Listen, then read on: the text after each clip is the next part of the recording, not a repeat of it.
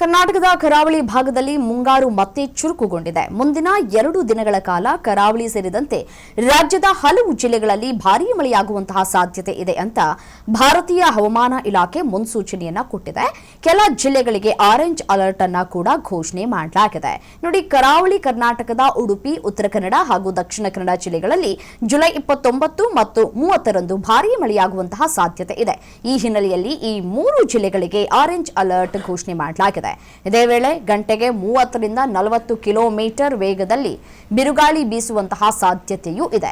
ಮಲೆನಾಡು ಭಾಗದಲ್ಲೂ ಮಳೆಯ ಅಬ್ಬರ ಮುಂದುವರಿಯುವ ನಿರೀಕ್ಷೆ ಇದೆ.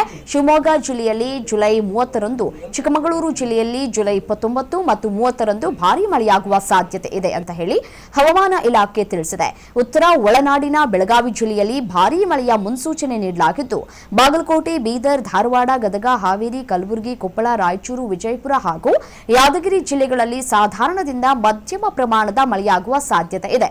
ಈ ಜಿಲ್ಲೆಗಳಲ್ಲಿ ಗಂಟೆಗೆ 40 ರಿಂದ 50 ಕಿಲೋಮೀಟರ್ ವೇಗದಲ್ಲಿ ಗಾಳಿ ಬೀಸುವಂತಹ ಸಾಧ್ಯತೆಯೂ ಕೂಡ ಇದೆ. ಇನ್ನೊಂದು ಕಡೆ ಬೆಂಗಳೂರು ನಗರ, ಬೆಂಗಳೂರು ಗ್ರಾಮಾಂತರ, ಮೈಸೂರು, ಮಂಡ್ಯ, ಹಾಸನ, ಕೊಡಗು, ರಾಮನಗರ, ತುಮಕೂರು, ದಾವಣಗೆರೆ, ಚಿತ್ರದುರ್ಗ, ಚಿಕ್ಕಬಳ್ಳಾಪುರ, ಕೋಲಾರ, ವಿಜಯನಗರ, ಬಳ್ಳಾರಿ ಹಾಗೂ ಚಾಮರಾಜನಗರ ಸೇರಿದಂತೆ ಹಲವು ಜಿಲ್ಲೆಗಳಲ್ಲಿ ಸಾಧಾರಣ ಮಳೆಯಾಗುವಂತಹ ನಿರೀಕ್ಷೆಗಳಿದೆ.